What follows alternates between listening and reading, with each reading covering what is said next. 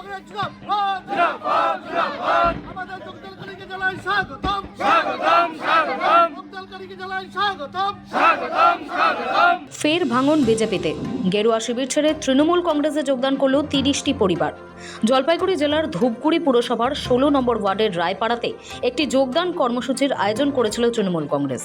স্থানীয় তৃণমূল বিধায়ক নির্মল চন্দ্র রায় এবং জেলা সম্পাদক রাজেশ কুমার সিং এর হাত থেকে দলীয় পতাকা নিয়ে ঘাসফুলে যোগদান করেন তারা। বিধায়ক বলেন, এটা নতুন কিছু নয়, সাধারণ মানুষ বিজেপি থেকে মুখ ফিরিয়ে নিয়েছে। মুখ্যমন্ত্রী মমতা বন্দ্যোপাধ্যায়ের উন্নয়নে সামিল হতেই ৩০টি পরিবার বিজেপি ছেড়ে তৃণমূল কংগ্রেসে যোগদান করেন।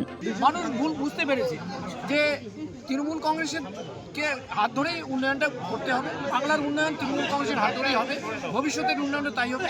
মানুষ সেটা উপলব্ধি করেছে এবং তারা স্বইচ্ছায় তারা তৃণমূল কংগ্রেসের 16 নম্বর ওয়ার্ডে কতজন যোগদান করলেন আজকে? এখানে শতাধিক। এই যোগদান প্রসঙ্গে ধূপগুড়ির বিজেপি নেতা কৃষ্ণদেব রায় ফোনে সময় কলকাতাকে জানান, নিজেদের লোকেদের যোগদান করিয়ে চমকের রাজনীতি করেছে তৃণমূল। তৃণমূলের আর কোনো অপশন নেই, নিজেদের দলের লোককে আবার নতুন করে জয়েন করানো, এটাই হলো তৃণমূলের কাজ চলছে। মানুষকে একটা চমক দেখানো, মানুষকে বোকা বানানোর পদ্ধতি চলছে, এটা নিজের দলের লোককেই বারবার ঝাঁটা ধরিয়ে এই কাজটা।